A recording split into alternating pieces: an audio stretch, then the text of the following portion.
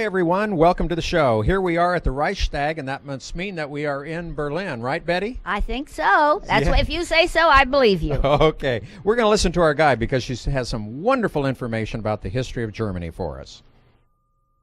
The democracy, the Weimar Republic, of course, was a big disaster in the end. It was a very unsteady, very chaotic time. Many political murders took place, assassinations took place. The world market crash caused for Germany, just like many countries of the world, to collapse in a huge crisis of unemployment and dissatisfaction. And many people, of course, were looking for scapegoats for the desolate situation they were in. The inflation was unbelievable. And so many, of course, blamed it on these new politicians. And many, of course, therefore, were starting to demand more and more a big change here. And that is, of course, what the National Socialist Party grasped as their chance to gain power. And so the January 33 elections brought a big victory for the NSDAP. It's interesting, by the way, Berlin traditionally is a socialist, communist city, traditionally. And so here, Hitler's party had the worst elections of all elections all over Germany. Worst election results were in Berlin. And it took the Nazis a long time, and it took them a lot of violence and terror before they could get their feet on the ground here. A lot of people were murdered here. Powerful, influential people that the Berliners might have listened to, but they were murdered by the Nazis. That was the only way they were going to get in through the door here in Berlin. Anyway, so in January of 1933, Hitler is given the position of chancellor. Now, many people think, okay, that's when the dictatorship started. It wasn't that easy, of course. Remember, Hitler had to fool the people into thinking what he was doing is good. And so, therefore, it took him some time. And in Parliament, he was trying to kind of sneak his way past the democratic structures, and they weren't really giving him what he wanted. He was trying to get an enabling act. This enabling act, Ermächtigungsgesetz, would have given him, as chancellor, control over the existence of political parties. That's what he wanted. And he was telling people, come on, we've got some parties here that are dangerous to the system. We've got to control them. And the parliament was saying, no, we can't do that. That goes against democratic ideas. Well, and then the Reichstag burned down. On the 27th of February of 1933, the Reichstag burned. And Hitler was the first to accuse the communists. Well, I would imagine that Hitler did accuse the communists. That's probably how he got so many people behind him in the first place, don't you think? That's what we call party politics. And there certainly were. And when it was rebuilt, it was with the knowledge that we were under a four-power status and that therefore we would never be allowed to have a full parliament inside this building. And by then, of course, the government of West Germany had been established in Bonn. And so this building served political education more than active politics during the times of the Cold War. Never forget, over there at the next intersection is where the wall ran. So the Reichstag was in West Berlin, but just barely. So it also wasn't considered safe under the Cold War circumstances, being so close to the eastern part of Berlin. Then, of course, in 1990, the reunification was celebrated here. Under the, I had left behind the four-power status through the reunification. That was part of the Potsdam Agreement in 1945 during the Potsdam Conference. And so we were allowed to have parliament inside the building. And in 1991, we had the first full German parliament meeting inside this building since 1933. That's how long it took. And that was to determine whether the government would move to Berlin or not. And as I told you yesterday, they decided for Berlin. But I told you yesterday, many were against Berlin in Parliament. And so first, after the decision was made, still they argued for the next 4 years in Bonn. So they argued and argued and argued, and nothing happened here. Then in 1995, Christo, guy that wraps up everything, he fulfilled his lifelong dream of wrapping the Reichstag. 25 years it took him from the first idea until they finally let him. Well, Betty, I think our guide is a wealth of knowledge, don't you think so? Oh, I enjoyed her a lot. I learned so much from her. I find she just knows a little bit. No, well, I don't mean a little bit. She knows a lot about a lot of things. Well, let's listen some more to her, shall we? That's going on here right now. And that's what the digging is in part. Also, 3 big modern office buildings for the parliament are being added to the Reichstag, which doesn't have enough capacity according to the standards of the parliament nowadays. The chancellery is being built across from the Reichstag, and also a big, huge central train station. Berlin never had a central station like many cities do. Most cities in Europe, most capital cities in Europe don't. Because when the trains came to the big cities in Europe, nobody was willing to tear down old structures in favor of train tracks and train stations. So instead they worked with the terminal train station system, that they had the state tracks reach up to the edges of the cities, and then several of them, of course, because of that, going in different directions. And that Berlin had 10 terminal train stations in a ring around the center. And now, after the war, of course, through the political situation West Berlin was in, location West Berlin was in, there was no sense in keeping up the track systems. The East controlled the track systems in East Germany and in all of Berlin, so lots of the stations were torn down. We've always had an east-west connection through the center through public transportation that can also be used for trains going abroad, and now the German Train Corporation is creating that north-south connection through the tunnel. And where the east-west and the north-south connection intersect is, of course, where the future central train station is going to be built. For the first time in the history of Berlin, we'll have one. And that is, again, a multi-million-mark project a little north of the government quarters, where in the future, on 5 levels, 12 train tracks will be leading in every imaginable direction. So that's also part of this big, huge construction site here. And as I said, Chancellery, a residential area for government employees, the 3 big office buildings for the parliament, those are the major projects. And you can't see the building very well, of course, but you can see a wonderful simulation up there if you haven't noticed it already. As when you're building a building, your foundation is usually going to be below the water level. And that means for the duration of construction, at least below ground level, the water has to be artificially lowered in the construction sites. And that is done by pumping the water out of the ground. Now, 15, 20, 30 years ago, people just pumped it into the sewer system. You can't just make it disappear, the water, because you'll tip the ecological balance, you'll cause for vacuums to be created underground, roads would collapse, buildings would crack or collapse as well. You can't do that, of course. So instead, it has to be brought back into the water system. And they used to do that into the sewer systems, and we've got enough openings to the sewer system that a layman wouldn't notice the process. But nowadays, fortunately, we have ecological laws that say you're not allowed to pollute the water unnecessarily. And that's what you would be doing if you pumped natural water into the sewer system. And so now the construction companies have to pump the water back into the natural water system, which means that the water often has to travel a considerable distance to get to the natural water system. And that's what these pipes are. They're pumping water out of construction sites and into the rivers and canals of Berlin. There was the border between West and East Germany, there was the border between West Berlin and East Germany, and there was the border between West and East Berlin. And these commemorate those that died here in the inner city. And of course not all of them. That's not nearly enough.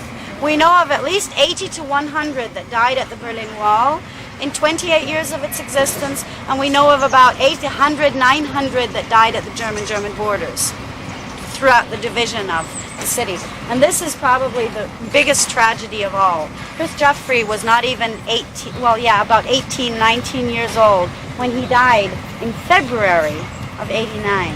If he would have just stuck it out another, few months, he wouldn't have had to have died. He could have gone on his own.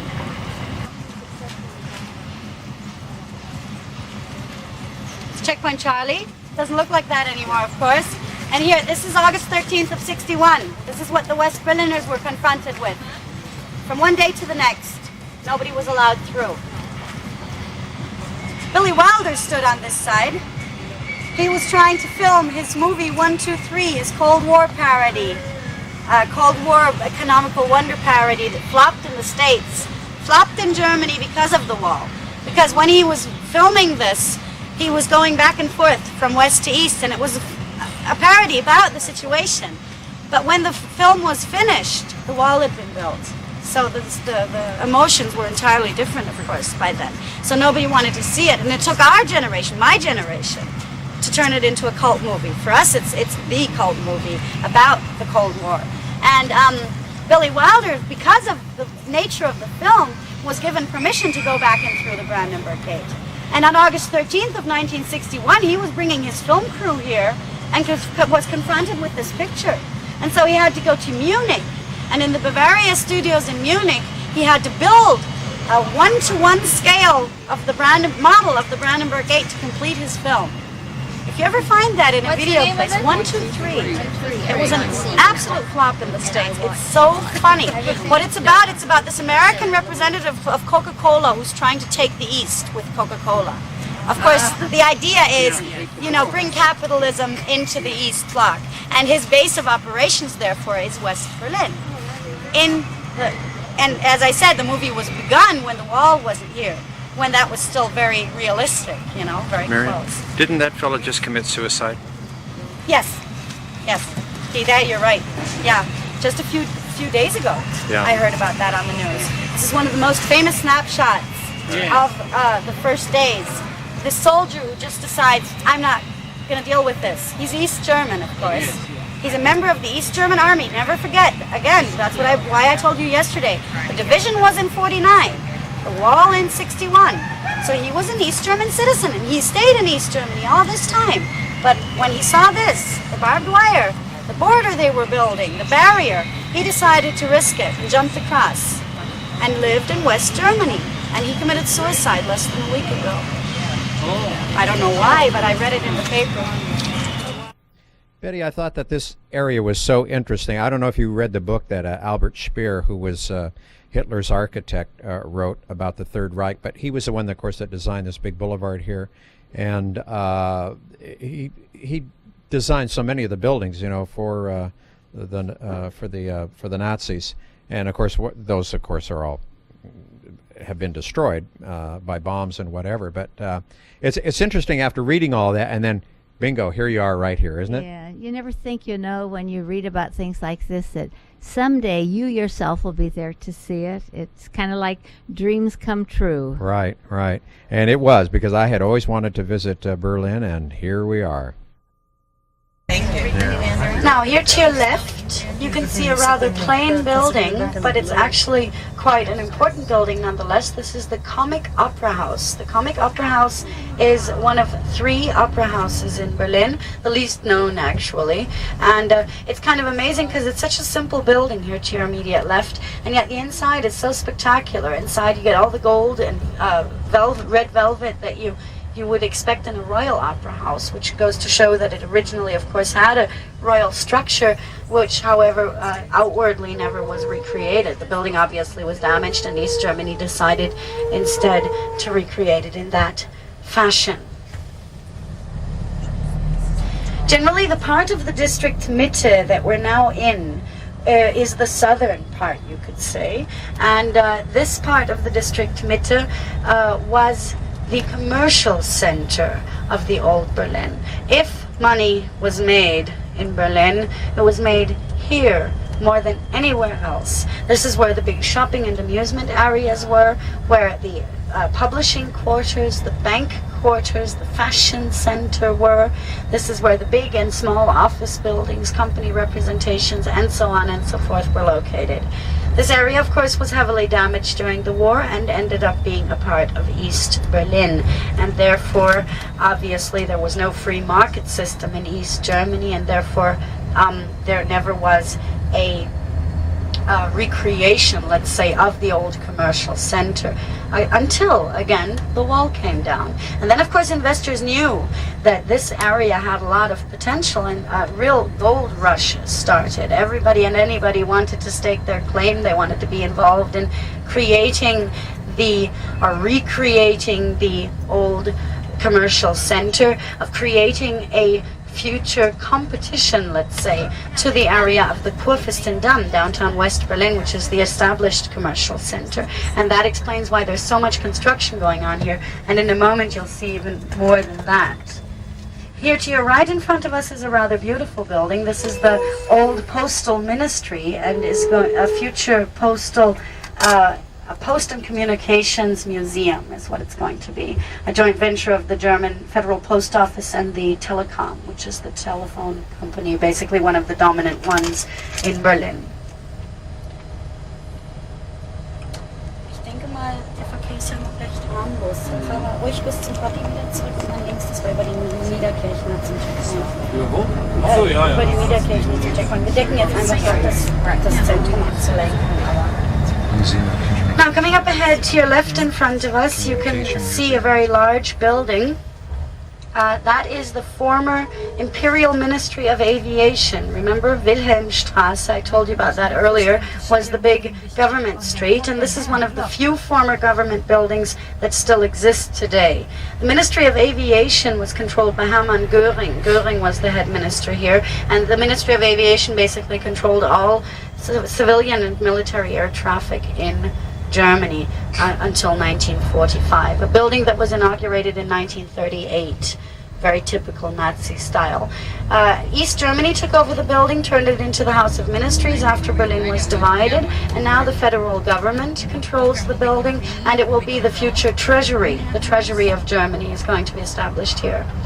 Then here to your left, this is another old government building that in the future will be the seat of the Federal Council in Berlin, the Bundesrat.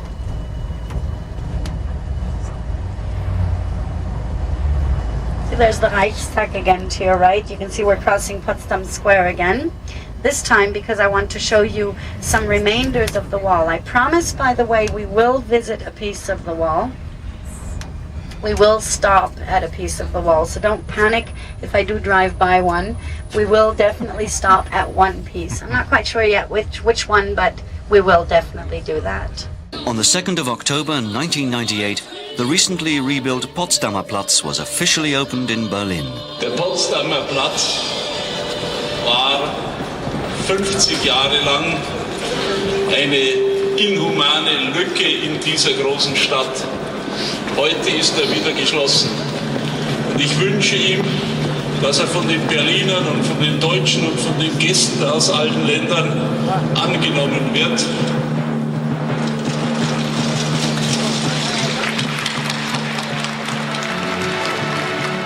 The Potsdamer Platz is and has always been the symbol of Berlin. Its reconstruction 8 years after the reunification of Germany has wiped out one of the last tangible signs of a divided city during the Cold War. For 4 years, 4,000 workers and 350 companies worked on the site, making it one of the largest building sites in the world.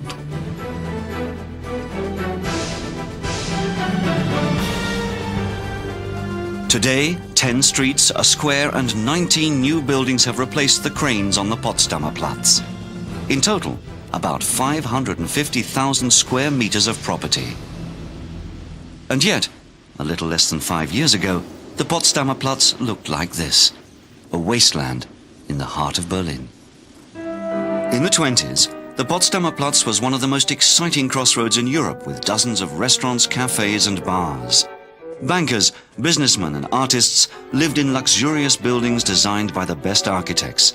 Every day, thousands of people crossed the square. The traffic became so busy that they had to install Europe's first set of traffic lights. During the Second World War, bombing destroyed 80% of the buildings. The Cold War, the division of Germany, and the building of the Berlin Wall in 1961 transformed the Potsdamer Platz into a no-man's land, surrounded by barbed wire fences. In 1989, the wall finally came down and the city and the whole country were reunited. In the same year, Daimler-Benz decided to establish its headquarters in the Platz and to rebuild the famous square. Es war ein Symbol. Es hatte auch politische Gründe und ökonomische Gründe. Wir haben die Grundentscheidung getroffen 1989, bevor die Mauer gefallen war. Und wir wollten ein Zeichen setzen, dass dieser Konzern in die Zukunft von Berlin Vertrauen hat. Daimler-Benz will have invested more than 1.5 billion EQs, over $2 billion, in the project. In 1992, invitations to tenders were sent out to 14 top international architects. Renzo Piano and Christian Kohlbeker won the contract to recreate an urban center on the Potsdamer Platz. The two architects came up with the idea to include a huge lake as well as a square at the center of the area. The basic concept was to create what they call a multifunctional European city. On la retrouve d'abord dans le fait que le focus de tout ça, c'est une place qui s'appelle Marlene-Dietrich-Platz, dans lequel sacré et profane se retrouvent ensemble, un petit peu église, un petit peu bordel. Tout est là. Berlin now has 10 new streets and 19 new buildings in which office space has been limited to less than 50% of the total surface area. The architects wanted this urban centre to be lived in. There are more than 600 apartments and a luxury hotel with 350 rooms. The last third of the total surface area has been allocated to leisure and commerce. There are more than 20 restaurants, cafes and bars. A covered commercial centre houses 120 shops, a complex with 19 cinemas seating 3,500 people.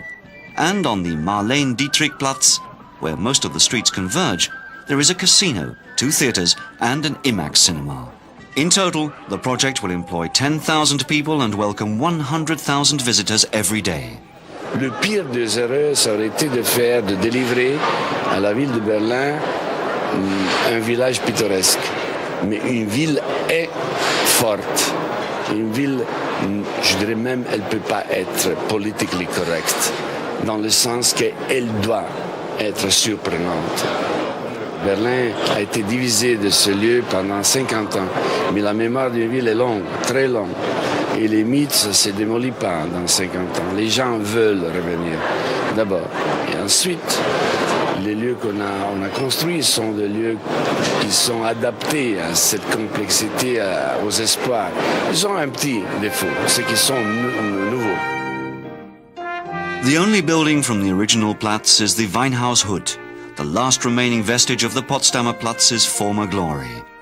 Even though the reconstruction of the Platz will no doubt please local Berliners, it will above all symbolize the cultural, artistic and political renaissance of a city which will soon be, for the second time in its history, Germany's new capital.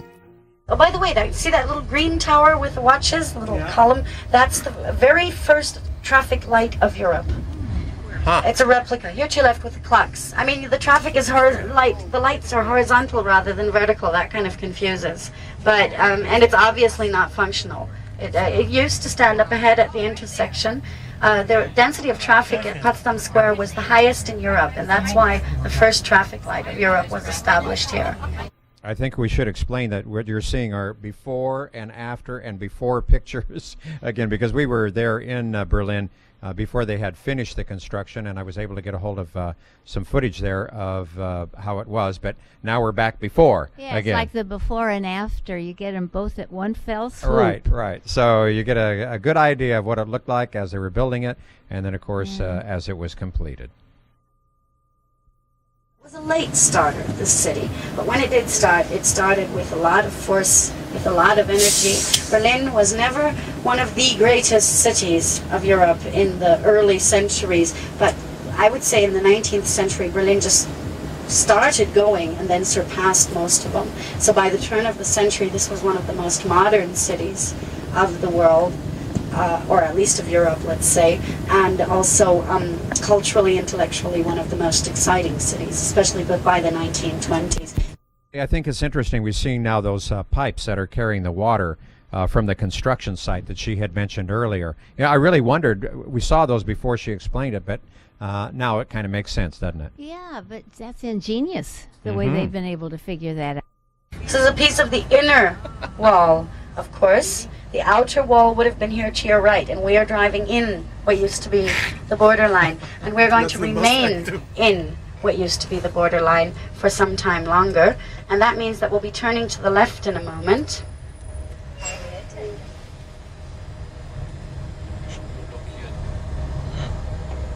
What is your population now? Population is 3.5 million. Highest density of population was in 1939 with 4.5 million.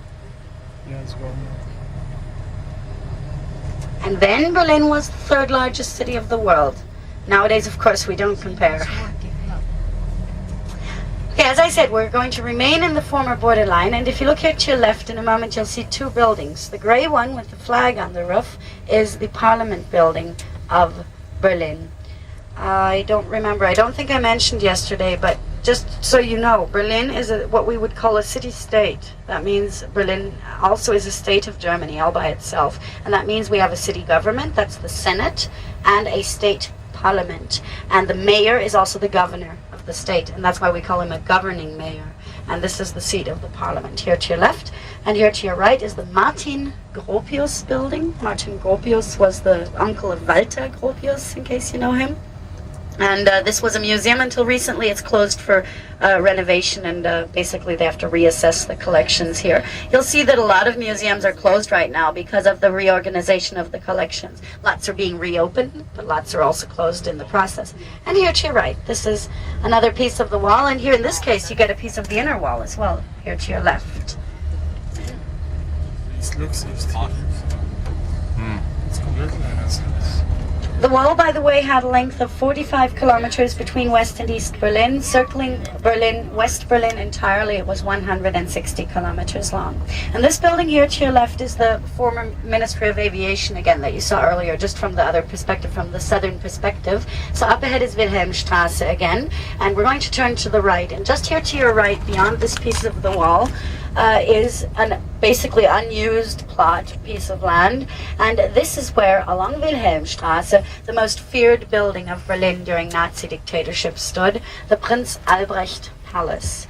And the Prinz Albrecht Palace was the headquarters of the Gestapo and SS, and it also was the seat of the Reichssicherheitshauptamt. That's impossible to translate, to tell you the truth. Reichssicherheitshauptamt means Imperial Ministry of Security Headquarters. It explains, however, if I explain what they did, you'll know what they were. The Reichssicherheitshauptamt orchestrated the Holocaust. Well, that's something that we were able to be there and see where some of these horrible things, some of these horrible ideas were hatched. And anyway, that's about all the time that we have right now, so we want to say goodbye, and if you're interested in our trips, give Betty a call. Bye-bye. Bye-bye.